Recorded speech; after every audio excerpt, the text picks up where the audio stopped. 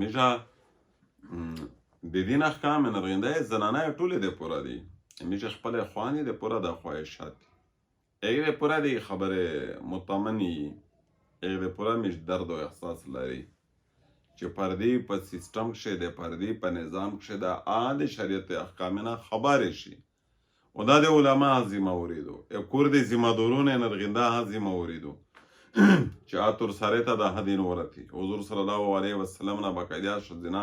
ګیلای وکړه ورته یا رسول الله دا سړی په میژنه په اسلامي او معلومات کښې مخ شول ویلې چې دی ګایز وګی تو یې څنګه وي نو میشته دا موقع نه میلاویږي فخصهن حضور سره روایت بخاري شریف دریمي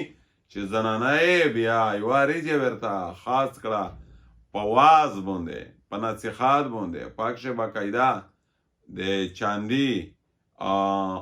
معامله پیشوله د صدقې تذکره یې ورسره وکړه رضی بلال رضی الله عنه خپله لمن ورته ونیوله زنانه وي چې هغه په عمل کولی کښې ډېرې جلدي کوي نه کېدي او ډېر زر عمل کې په شریعت د غوښ سکڼې او مطلب آی ها ور وغورځول او هغه چاندي په صورت کښې نو خپلې ګوتې یې ور وغورځولې نو باقاعده میږې توسې دا ذمهوري دو چې خپلې تورسرۍ د دین نه خبرې کړي چې دین نه خبرې نه کړي نو په دا هم میشته څو مجرمین یي دا چیرې لوړې شي تورسرۍ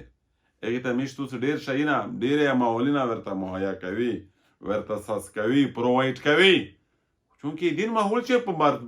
په پرده پوزیشن کښې ورته مهیا شي دا میشته اوس ښېګړه نه دو فرض هم دي لازمي دو په ګناهګوري لہذا په دیني شبهات کښې په مدارس کښې په مراکز کښې ښځونې تعلیم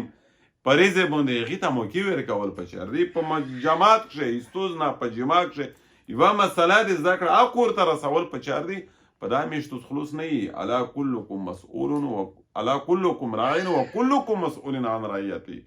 شپانونه نه پښتنه شي خپل رامي دا میش سره په رامه کښې دي د کور بانګون دا هغې پښتنه ورنه کېږي لهذا نرغنده ته دا درخواست ده چې زنانه ته د دین د زده کړې مواقع ورکړي جزاکم الله